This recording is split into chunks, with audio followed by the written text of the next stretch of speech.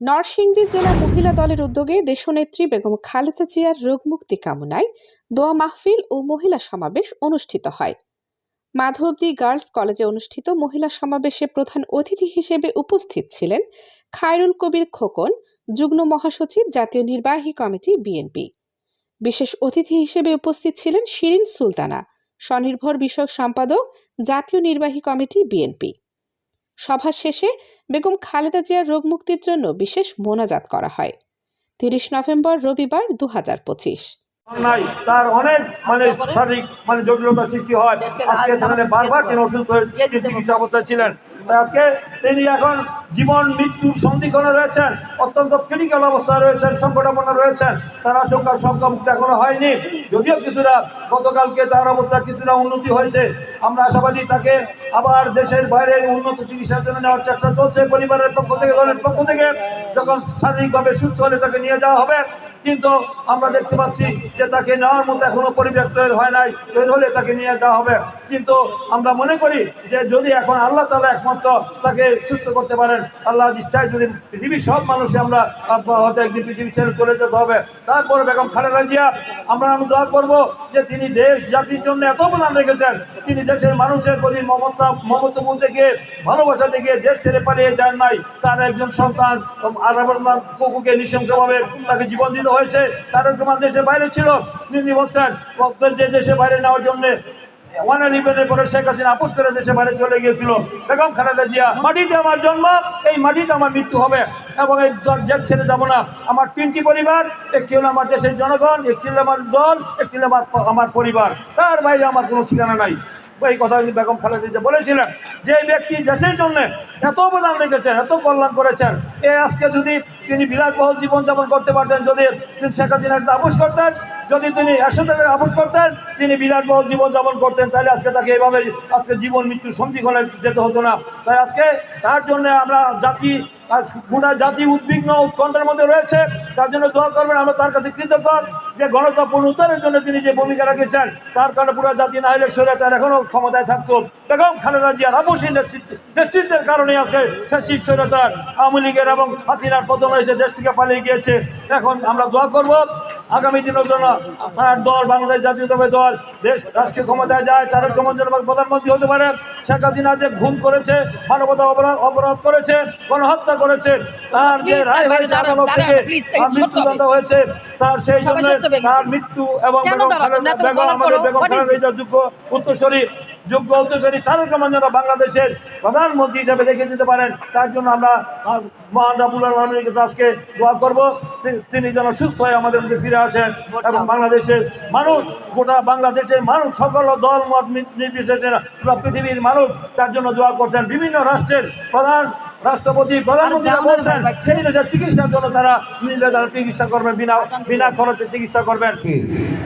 সাধারণ সম্পাদক, বিএনপি যুগ্ম মহাসচিব এবং নরসিংদীর সুযোগ্য সভাপতি জনাব খায়রুল কবির খোকন, আজকের অনুষ্ঠানের সভাপতি, আমার সভাপতি মহিলা দলের অ্যাডভোকেট উম্মে সালমা মায়া,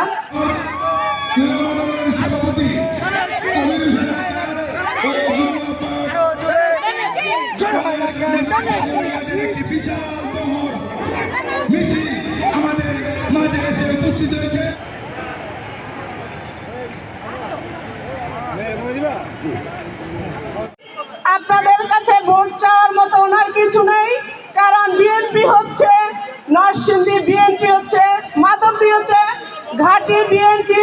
সবসময় আপনারা যত বিএনপি প্রার্থী ভোট দিয়ে পাশ করে গেছেন, যারা জনগণের ভোট পেয়ে পাশ করে গেছেন, তাদের সবাইকে আপনারা বিপুল ভোটে পাশ করিয়েছেন এবং নরসিংদীর নারীরা সেই বিষয়ে অগ্রণী ভূমিকা পালন করেছেন। এবং ফেব্রুয়ারি মাসে যে নির্বাচন হবে, সেখানে আপনারা বিপুল ভোটে ভোট দিয়ে খোকন ভাইকে আপনারা নির্বাচিত করবেন। আপনাদের এই অনুষ্ঠানে আসার জন্য, এই সমাবেশে যোগ দেওয়ার জন্য আমি শিরিন আপার পক্ষ থেকে, আমার মহিলা দলের পক্ষ থেকে ধন্যবাদ জানাচ্ছি। এবং আপনারা দোয়া করবেন দেশনেত্রী বেগম খালেদা জিয়ার জন্য, উনি যাতে সুস্থ সুন্দরভাবে আমাদের সাথে আবার রাজপথে আসতে পারে এবং উনি যে নির্বাচনের 5টা 3টা আসন থেকে ভোটে দাঁড়িয়েছেন সেখান থেকে উনি যেন পাশ করে আমরা আনতে পারি।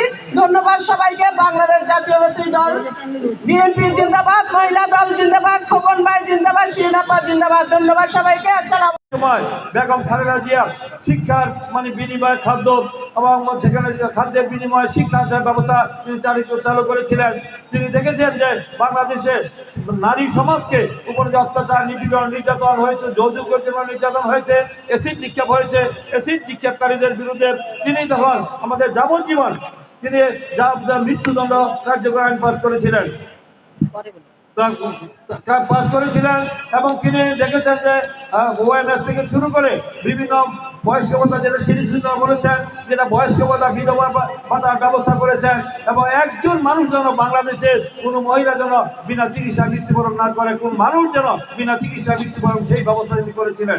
তিনি নারী সমাজকে তিনি যেন নির্যাতনের শিকার হয় না, সেই নারী মা সমাজ সবচেয়ে যে জাতি নারী যত শিক্ষিত যে সেই জাতি তত উন্নত।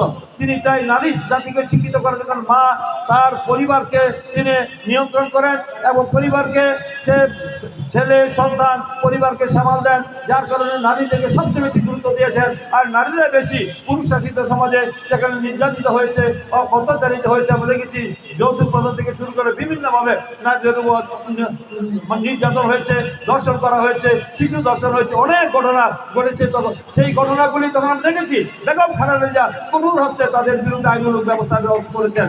পরবর্তীতে আমরা দেখেছেন যে 2008-এর একটি পাতানো সাধারণ নকশা নির্বাচনের পরে অবৈধভাবে শেখ হাসিনা রাষ্ট্র ক্ষমতা দখল করার পর একটি পাতানো সাজানো নকশা নির্বাচনের মধ্য দিয়ে আপনারা দেখেছেন এই দেশে কি অবস্থা সৃষ্টি করেছিল। এই অবস্থায় দেশের মানুষের অন্যায়, অত্যাচার, নিপীড়ন, নির্যাতন, গুম, খুন, হামলা মামলা করে দেশকে তারা ধ্বংসের দ্বার বাঁধে না, তারা খাদের কিনারা দাঁড় করে দিয়েছিল এবং দেশের রাষ্ট্রীয় প্রতিষ্ঠান করেছিল এবং মহিলাদের কোনো মান সম্মান ছিল না, ইজ্জত ছিল না। আমরা দেখেছি ছাত্রলীগ, যুবলীগের হাতে আমাদের মা বোনদের কীভাবে তারা নির্যাতিত হয়েছে, ধর্ষিত হয়েছে। আমরা দেখেছি ধানের শীষে ভোট, এই ধানের শীষে প্রার্থীকে ভোট দেওয়ার কারণে আমাদের মহিলাদেরকে ধর্ষণ করেছে আওয়ামী লীগের সন্ত্রাসীরা, যুবলীগের সন্ত্রাসীরা, ছাত্রলীগের সন্ত্রাসীরা।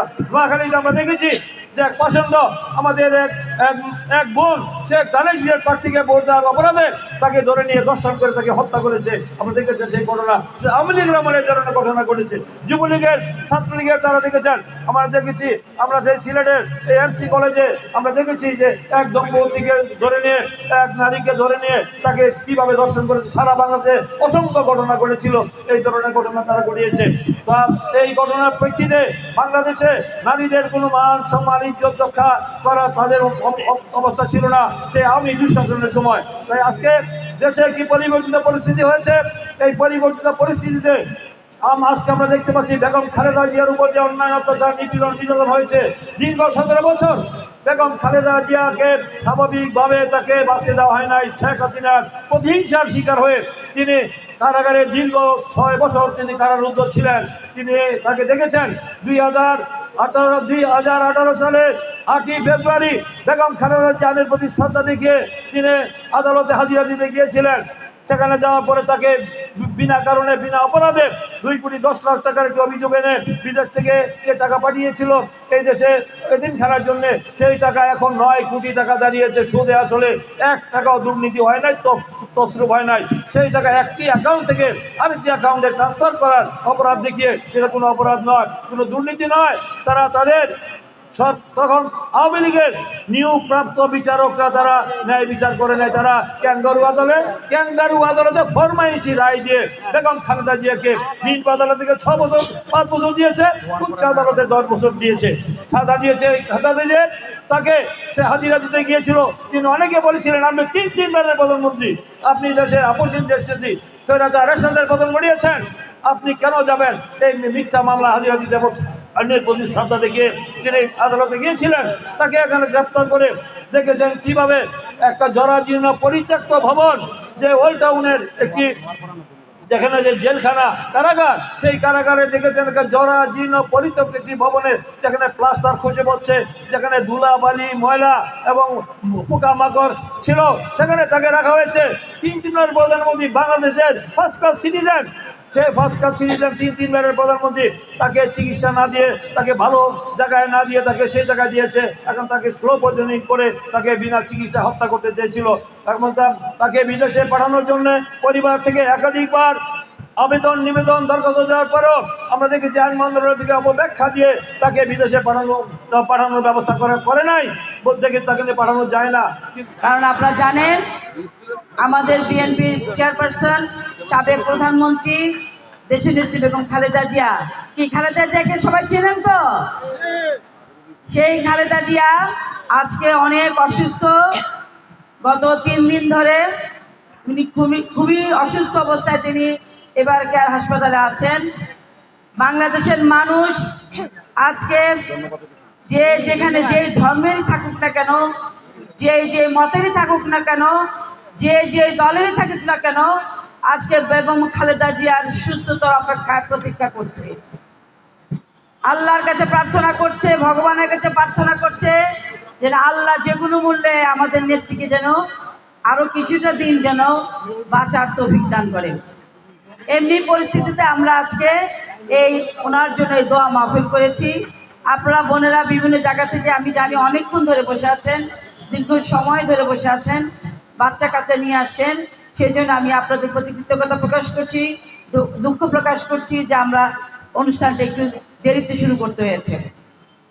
আপনারা জানেন যে এই দেশি নেত্রী বেগম খালেদা জিয়া, একটু আগে আমাদের সালে ভাই বলেছেন যে তিনি একমাত্র এরকম নেত্রী, তার উপরে যে বিগত সরকার শেখ হাসিনার সরকার যে অত্যাচার নির্যাতন করেছে, আপনারা জানেন যে তাকে এই দেশ থেকে বের করে দেওয়ার চিন্তা ভাবনা করেছে, বের করে দেওয়ার সকল ষড়যন্ত্র করেছে, তাকে একটি মিথ্যা মামলায় আপনারা জানেন তাকে জেলে ঢুকিয়েছিল।